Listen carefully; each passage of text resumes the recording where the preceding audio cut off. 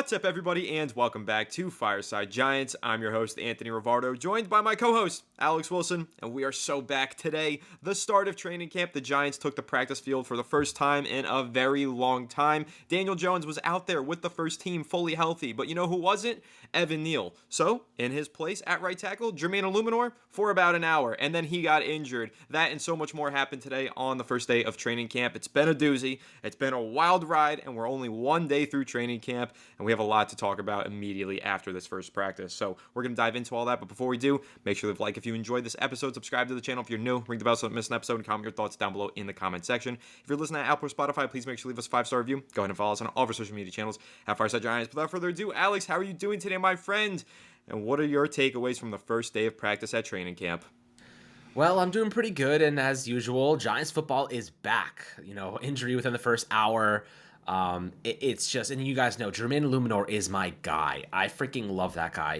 Carmen Brasillo in the Hard Knocks episode says something along the lines of, "That's my project, that's my baby." Like Eluemunor was his guy that he developed, and he could play multiple positions: left tackle, right guard. They even cross-trained him at left guard a couple weeks ago during OTAs. So him going down immediately definitely sucks. Now, the good news is that it looked like he took a Dexter Lawrence elbow to the stomach. While that might kill most people, Eluemunor is a big guy with a big belly, so I hope that it absorbs some of the impact there. Could be a broken rib, could be a bruised rib, could be a knock the wind out of him. We just don't know what the injury is yet, so once we get more information, we'll let you guys know. But he definitely looked like he was in a lot of pain. I mean, he couldn't stand at one point. He finally got off the field under his own power and walked it off, but that one looked like it hurt a lot. Losing him right off the bat, Josh Ezeudu goes right in and plays right tackle. Evan Neal's still on the PUP list. He is getting closer, but, for being honest, Evan Neal's got to earn his right. Of course, if injuries offer him another opportunity, so be it.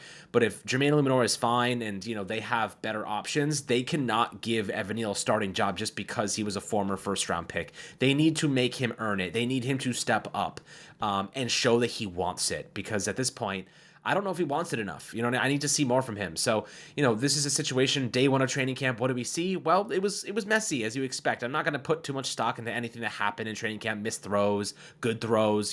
We saw Daniel Jones, float one over, was it Tyrone Tracy's head or Singletary's head? It was one of the running backs on like a 5-yard check down, floated over his head. Hasn't thrown in a live setting in a long time, so I'm not surprised. He was making some mistakes. There was a ball to Malik Neighbors that was so behind him. Like, it was such a slow delivery that needs to be lasered in there. So that was not the best, but he had a really nice throw to Darius Slayton. Might have ended up in a sack from Kayvon Thibodeau in a real game, but it was a very nice throw on the move to Slayton. So he had a couple good moments, a couple bad moments. Drew Lock had a nice throw to Lawrence Cager down the left sideline, came up and made a contested catch, which was great. He also had an interception. The defense, Kayvon Thibodeau, Brian Burns, those guys look fast. They look like they're in good shape. Dexter Lawrence, powerful as ever. He knocked Eluemunor out of the freaking practice with one elbow to the stomach. So, he is a big boy. Without Aaron Donald in the NFL anymore, you can make a strong argument that Dexter Lawrence is the best defensive tackle in the game. There is an argument to make there. So right now, looking at day one of training camp, of course, the injury to Eluemunor stinks. It sucks. It is what it is. We look forward. But Anthony, what were your main takeaways? Guys that maybe, stood out to you, things that were notable and, worthwhile discussing? Yeah, first and foremost, I'll give my take on the Eluemunor thing. Listen, if I took a rib shot the way that Eluemunor took from Dexter Lawrence, I'd probably be dead. I think a rib would have cracked, punctured my lung, and that's it. So the fact that Eluemunor was able to get up and walk off under his own power, I give him props for that. That's big time. Hopefully this isn't anything serious. I mean, at the worst case, I'm hoping that it's like a broken rib and he's out for a month and he returns in time for the regular season. Obviously, you can't speculate on injuries. You really don't know what it is until the coach tells us what it is. But hopefully it's nothing too serious for Eluemunor. It does seem like he dodged a bullet, because at first when we all heard that the cart was coming out and he was on the ground for a while, I obviously feared the worst. I thought, oh man, is this a lower body injury? Thankfully, that's not the case. Upper body injury is usually easier to recover from. So hopefully Eluemunor doesn't miss too much time with this injury. We know we need him. We know that he's very important to the success of this offensive line, especially considering the fact that Evan Neal still is not ready to practice, which is a big blow to this team, because if Evan Neal were to play well and pan out as the former first-round pick that he is, everything falls into place. So Eluemunor can play right guard, John Runyon at left guard. Everything would be fine on this Giants offensive line, but now immediately down 2 right tackles to start training camp. Giants have an uphill battle ahead of them. John Runyon was practicing at left guard today. We'll see where he's practicing on the next practice. And of course, Josh Azidu goes in there at right tackle, second rep. Kayvon Thibodeau beats him for a sack. Now, one thing that I'll say, the pocket was collapsing consistently throughout practice from what we saw on social media, and that gives me two takeaways. First takeaway, Giants offensive line still has a lot of work to do. Second takeaway, looked like Kayvon Thibodeau and Dexter Lawrence and Brian Burns were all in the backfield a lot, and I'm hoping that that's a consistent theme throughout the season because we know the potential of that deadly trio that the Giants have built on the defensive line. Brian Burns, Kayvon Thibodeau playing off of one another, and of course, Dexter Lawrence, like you said, arguably the best defensive tackle in the NFL in the middle of that defensive line. I see a lot of potential in that defensive line. I think it's going to be a really good unit, but I can't tell if they're playing really well or if the Giants' offensive line is just playing really poorly. Of course, we'll start to get a better idea of that as these practices go on and eventually when the pads do come on. Now, a few other things. Malik Neighbors had a drop, but that's fine. It's the first day of training camp. Why would I be concerned about that? And I guess you could say similarly about Daniel Jones missing screen passes. He had a few plays where he overthrew a screen pass or he was late on an out route. Daniel Jones is still working back from the injury, though, so I'm not going to put too much stock into him missing a couple of these throws. Rather, I'm just going to say that I'm encouraged by the fact that he looked very mobile in and out of the pocket. That's a big takeaway because Jones, of course, coming off of the torn ACL, he said he was ready to go, going to do 100% of the work during training camp, but who knew if his legs were going to be a problem as he recovers from this knee injury. Today, he was very mobile. He was getting out of the pocket, making throws on the move. All of that is a good sign for what's to come this season. Now, how much confidence do I have in Daniel Jones? How much confidence do you, the listeners, have in Daniel Jones? Of course, we'll determine that by the end of training camp and preseason, but right now it is good to see that he is mobile. Another thing that I will note, though, Alex, it seemed like it was a rough day in general for the quarterbacks. I read that Daniel Jones was missing throws. I read that Drew Lock missed a ton of throws as well, and I even read that Tommy DeVito missed a few throws, so it just seemed like overall not the most accurate day from the quarterbacks. Maybe it was windy. Maybe the defensive backs were playing good football. Who knows? But right now, what kind of sense are you getting from this quarterback room? Again, not putting too much stock into the first day of practice, but are you feeling a little bit uneasy by the reports that the Giants quarterbacks all struggled today? Or kind of how are you feeling about that?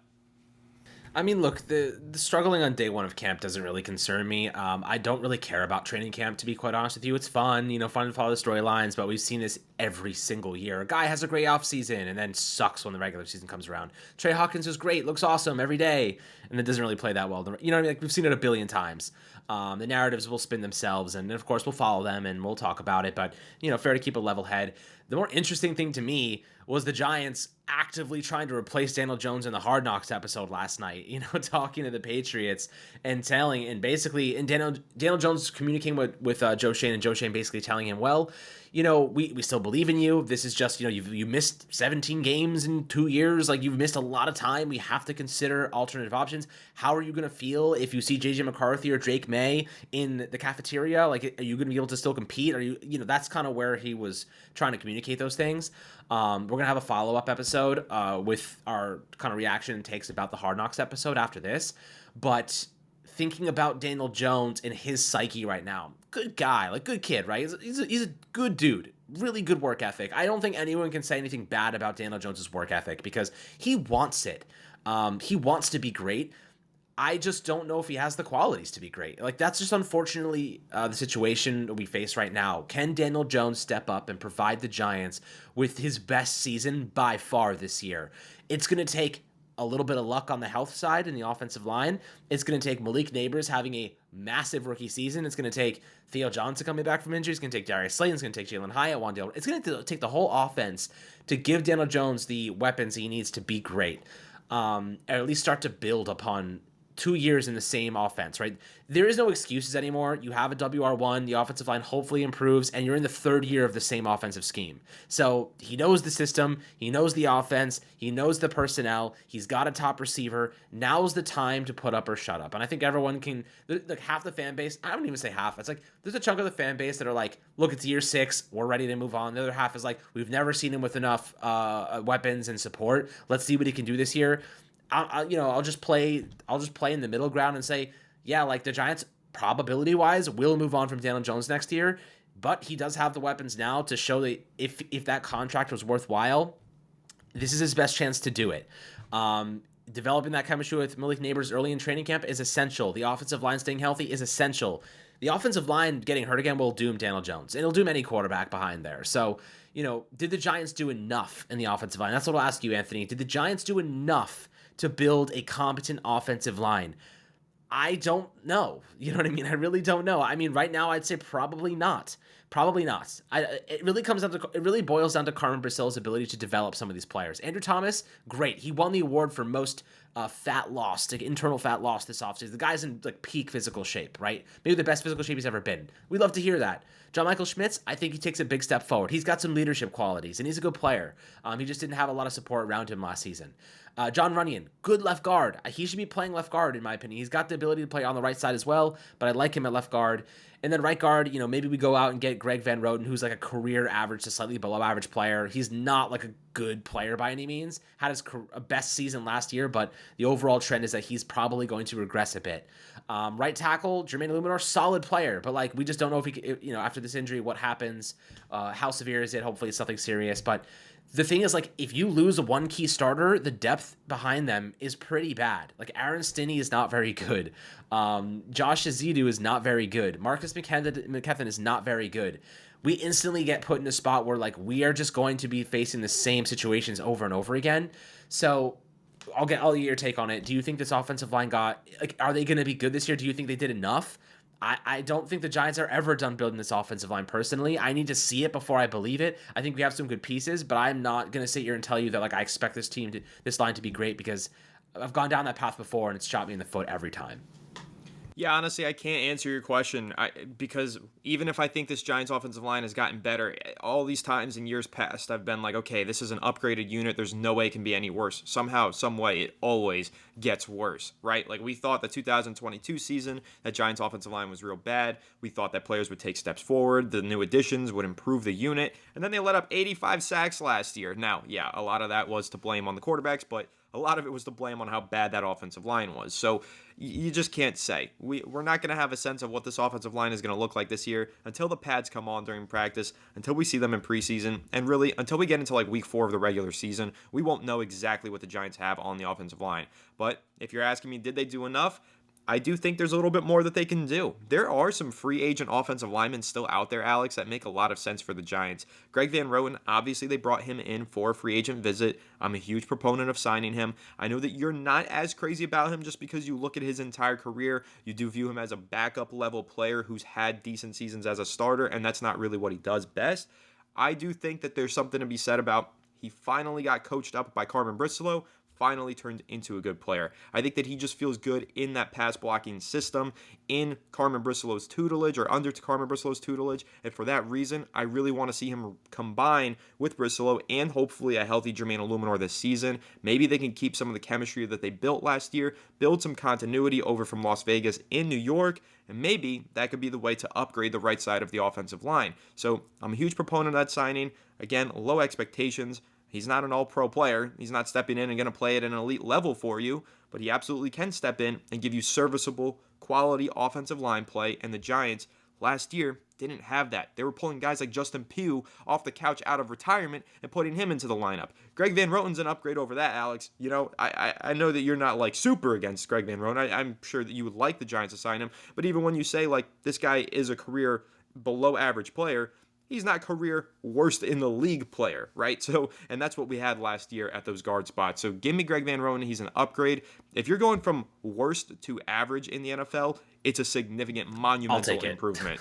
Exactly. I'll take that. And look, I have a bunch of friends that are Jets fans. They hated Greg Van Roten, actually hated him. They thought he was the worst player in the league. So, this is not a situation where it's he could regress to a point where okay, this isn't much better than what we've seen in the past. But based on what he did last year, you have to imagine that there is upside there, and he's going to be next to Jermaine Eluemunor, hopefully, and Brasillo does know how to coach him up, and there hopefully will be chemistry and synergy there. So, yeah, I'm willing to take the shot because why the hell not? Why the hell not? We have nothing to lose. Right guard is a position that we don't actually have a solution there right now. We don't know who's playing right guard. So I'm in that boat. I'm actually going to bring up another name. This is kind of unrelated to the topic of training camp Connor reactions. Connor Williams. Yeah, you've seen Yeah. me write articles about him recently, put him on some of our social media graphics. Connor Williams is a player that I think the Giants should take a look at. He's a center Why not? last year for the Dolphins, but previously when he was with the Cowboys, he was an above average left guard, actually a really good left guard and really good center. So he's still a free agent. He was injured last year. I think that's why he's still a free agent. But if he's healthy around the start of the regular season, Giants still a little thin in the interior of their offensive line. Bring in Connor Williams as well and Greg Van Roten, because back to your original question, have the Giants done enough? I don't know. But if they keep adding to this unit, eventually it probably will be enough. And they have a lot of cap space now after Darren Waller's retirement. So just keep throwing darts at the board and see which one sticks. That's how I view this. So keep bringing in some offensive linemen on free agency visits. See if you can build a competent line. One thing that I want to ask you about, Alex, get your take on this. Isaiah Simmons started practice today, I read, training with the cornerbacks. A little bit interesting there. So we know that in the past he's played a lot of safety, he's played a lot of linebacker, and he has played a lot of nickel cornerback in kind of that money backer role. And Shane Bowen recently said, I think it was on Hard Knocks actually, that that's probably the role he's going to envision for Isaiah Simmons, a little bit of a money backer kind of thing. What is your takeaway from that, if you have one, anything significant? Again, only first day of training camp, but I did find it interesting that Isaiah Simmons was working in there not just as a linebacker, but also as a cornerback.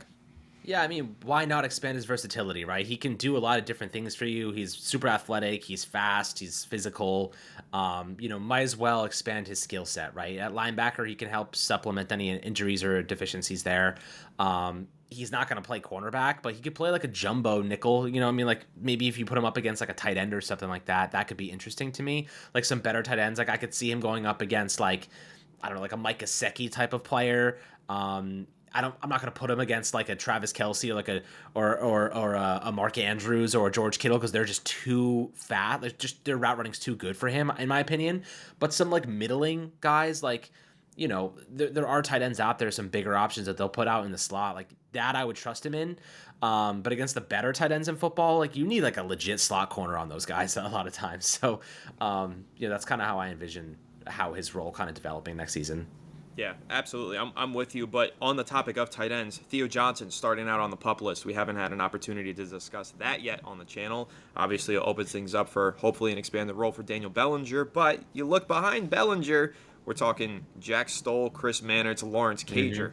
Not a lot of depth here at tight ends. How are you feeling about that? Obviously, we're hoping that Theo Johnson's back ASAP. I believe Joe Shane said today that he's close to returning to the field anyway. It doesn't sound like it's anything significant. But how are you feeling about Theo Johnson opening up camp on the PUP list?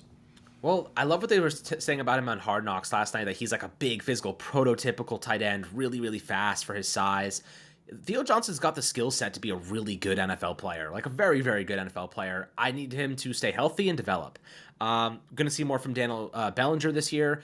I like Lawrence Cager. I think he's a pretty good receiving tight end. He's a transition receiver after all. He just cannot block, right? So if you're going to have a tight end that's going to be out in the slot and doing some stuff there, I like Lawrence Cager to make this roster. I think that low-key he could be someone that does make this roster because of those receiving qualities. Bellinger's your primary blocker there. Johnson has the size to develop and become more of an asset in that regard. And Lawrence can just be that receiving tight end. And I think that he might be a sneaky one to keep an eye on. He had a really nice catch today in traffic down the boundary for a touchdown. So that was really, really nice from him. I think this tight end group is, you lose Darren Waller, but like honestly losing Darren Waller probably is for the best because he's going to get hurt at some point, and then you're just without him anyway. So, you kind of just have to, you move forward, you give the young guys reps, you hope they develop into competent talent, and that's really what the best direction for this Giants team is right now, giving young guys opportunities to see if they can be long-term solutions at key positions. So I do think that's in the best interest. Now, I want to read you a quote, Anthony, to get your take on this. I found this really interesting.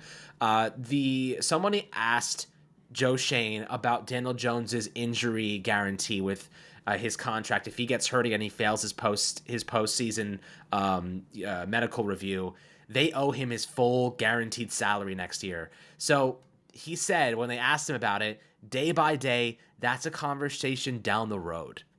That is interesting to me because in a normal sequence, they might be like, we're not worried about injury. Injury's part of football. It is what it is. But he instead said, that's something that we're watching day to day, and that's a conversation that we have to ask ourselves down the road. That is very much like we're aware if he gets hurt, he's not playing another snap for us because once he does get healthy, it might be by the end of the season at that point. Like, that's an interesting one to me. I thought that was really, really, really, I eye-opening from Joe Shane's perspective to say that. What do you think about that?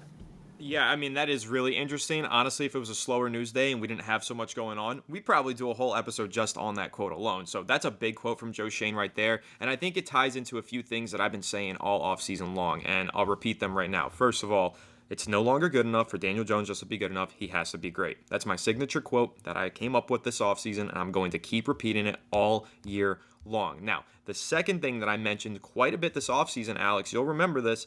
I kept bringing up the situation of Russell Wilson, right? Russell Wilson last season with the Denver Broncos had a very similar situation. He had an injury clause in his contract, was refusing to waive that injury clause during negotiations with the front office. He said that I will not waive that thing. So, what did the Broncos do? They pulled Russell Wilson out of the lineup while they were in the playoff hunt and while he was giving them quality above average football.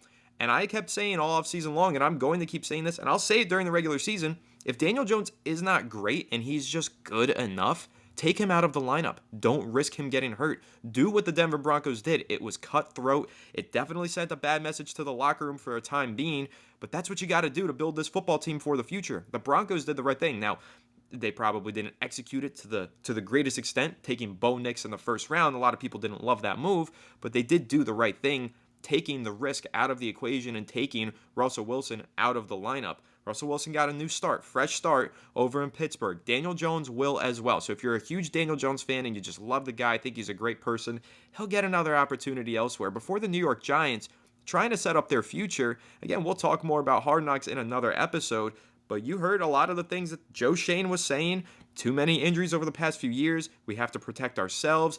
Even his son told him, you only get this job once. Go ahead and try to win. Trade up for a quarterback. Like, these are the things that we've heard were part of the conversation all summer or all spring and off season long. Again, it just ties back to what I keep saying, Alex. It's no longer good enough for Daniel Jones to be good enough. He has to be great. If he is just good enough down the road into the middle of the regular season, that's probably where that conversation begins. And Joe Shane starts to think about the day-to-day risk of keeping him on the field with that injury clause, while the Giants were very eager to move on from him all offseason. So a big quote right there from Joe Shane, one that I think is going to be probably living in the back of our heads for the entirety of the summer and regular season. I mean, Alex, like, I'll throw this hypothetical out there for you. And obviously not wishing any injuries on anybody, guys, but just trying to go through the hypotheticals and look at the what-if scenarios. If Jones, like, tweaks his ankle or has another stinger in his neck, like, how great does the injury need to be before you're like, I'm not taking any more risks. Take him out of the lineup. Because honestly, the vibe that I got from that quote from Joe Shane is like, if he even like twists his ankle and is out for 4 weeks, he's probably not getting back in after those 4 weeks because they are so aware of that injury clause. And again, it's very similar to the situation that the Broncos had with Russell Wilson. How do you kind of interpret that? Where is your line getting drawn here with any injuries for Daniel Jones? I mean, the line here is if he suffers an injury that keeps him out for more than 3 weeks, you have to seriously consider like what the future is right now. Because like let's say he gets injured in week 5, right? And he gets knocked out for 3 weeks, and now he has an ankle injury, he has a knee injury, or he has something, maybe it's another neck injury, that one more hit, one more problem could result in a long-term injury. The Giants cannot be like, if that happens, the Giants cannot, and if they're losing games and they're not performing well, it really depends on what happens, guys. I'm not trying to be a pessimist. I'm trying to be a realist right now. Like, this is a real situation the Giants may end up facing at some point this upcoming season. I'm just trying to get ahead of it. They need to consider benching him permanently because they cannot risk guaranteeing his salary for the 2025 season at $46 million. That money needs to go other places. That money, if the Giants end up like needing to move on from him and they're stuck with him because of that injury clause, they are in deep shit. And excuse my language, that's the truth. They are in really deep shit, and they're going to be stuck for years trying to figure out a way to get out of that. So, you know, I do think that it's in the best interest of the team to be extremely cautious. He's healthy. He's their best chance of winning. I get it. He's going to play. I support him and hopefully winning games for the Giants because that's really what we want.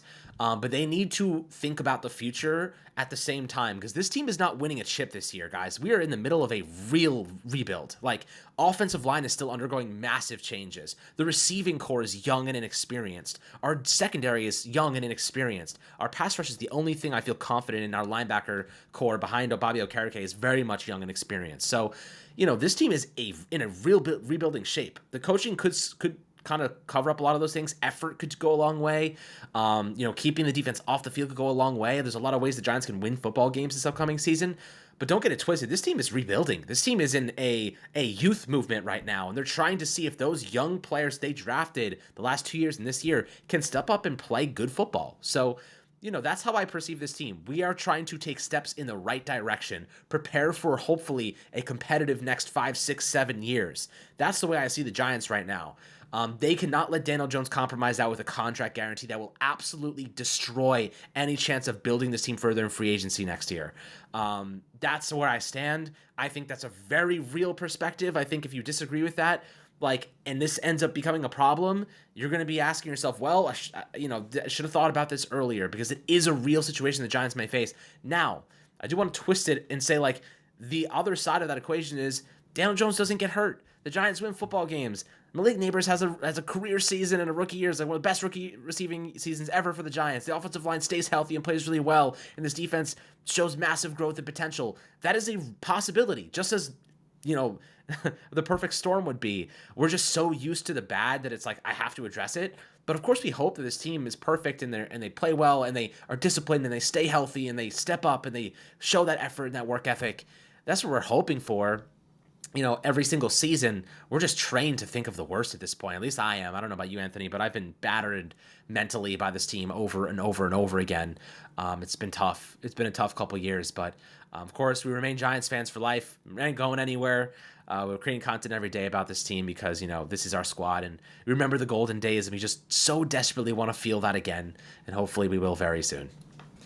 Oh, man, I pray we do, man. It's been a long time since we've been super confident in a Giants team. It felt like we had a chance at a Super Bowl. But, hey, I'll clarify and kind of double down on what you said. Yes, I just talked about how Daniel Jones has to be great, not just good enough, and how we obviously have these great concerns.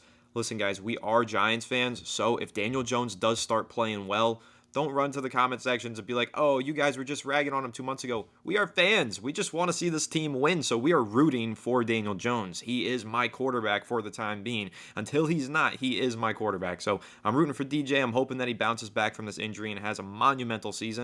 And the Giants go on to hoist a Lombardi trophy, and he's Super Bowl MVP. I would love to see that. But we do have to be realistic and look at this team from all different angles and be as objective as we can in our analysis. So it is worth noting, Joe Schoen had that quote today about the injury clause, and that is going to live in the back of the heads of the Giants front office members, the coaching staff, and of us as fans. So a really interesting first day of practice, Alex. A whole lot going on. Only the first day, though. Got to be patient. Got to be calm. Another thing, Brian Daboll was calling the plays today. He's going to be calling the plays throughout the entirety of training camp. That's what he said today in his press conference. Very happy to hear that. I think that is necessary for this Giants offense. If they want to have this breakout and fix this offense, it was terrible last year. If they want to get better, I think Brian Daboll does need to be the play caller. So I'm really looking forward to seeing how that progresses throughout the summer, and if he ends up taking that job on and taking it by the horns and being the play caller during the regular season. That'll be a storyline to follow throughout the entirety of the summer. But Alex, any last points, any last stories and takeaways that you had from the first day of training camp? All I can say is this, guys. Let's temper everything. Training camp is training camp. Good throws, awesome. Bad throws, whatever. Doesn't matter. It's practice for a reason. This is what, it's obviously under a microscope and we're looking at every single thing and everyone's going to post the bad Daniel Jones clips. But the truth is this, this team has to be better. This is not a matter of, when or why or how. It has to be better in the regular freaking season. There is no more time to waste being a dog water team. This team has to show progress. Brian Daboll needs to take the offense by the balls and make it his. This has to be his offense. Malik Neighbors, buddy, get ready to be fed the football because this is your chance to prove that you belong here. And this guy is a stud. The Giants need to get him the rock, and they need to get him the rock on time. First and foremost, on time. Not delayed, not jumping, not a situation where he has to jump in the ball and a guy lands on his ankles because the ball's 2 feet behind him. He has to get the ball on time, and he's going to cook cornerbacks. They need to be in sync there. And then this offensive line has to stay healthy. The offensive line oftentimes gets hurt because of the incompetence of this unit. They are out of sync. They're out of chemistry. They don't have any chemistry. They're all over the place. They don't play as a group. Carmen Brasillo has a tall task ahead of him, but he's done it before, and he's going to do it again, I hope. So, right now, it's just really about watching the growth of this team, seeing progress, seeing chemistry, seeing these young players step up and rise to the occasion. That's really where my focus lies. But training camp, it is what it is. It's nothing. Prayers up to Jermaine Eluemunor. Hopefully he's okay. That's kind of what I have to say to end this episode. Absolutely. So there you go. Full half an hour breakdown on all the key storylines and takeaways from the first day of training camp. I don't know if they practice tomorrow. I got to actually double check the schedule. I think they do. If not, they'll definitely be back on the field by Friday. And of course, every single day right here on Fireside Giants, we're giving you takeaways from training camp. If we get an injury update on Eluemunor, you can find it right here on Fireside Giants. Make sure that you're subbed because we are going to be breaking down every little storyline from training camp for the Giants and also from Hard Knocks because we still have a couple more weeks left of that series being aired. It's going to be a whole lot of fun. I can't wait. So make sure to leave a like if you enjoyed this episode. Subscribe to the channel if you're new. Ring the bell so don't miss an episode and comment your thoughts down below in the comment section. If you're listening to Apple or Spotify, please make sure to leave us a 5-star review. Go ahead and follow us on all of our social media channels at Fireside Giants. Without further ado, we'll catch you on the next one. Have a good one and let's go Giants.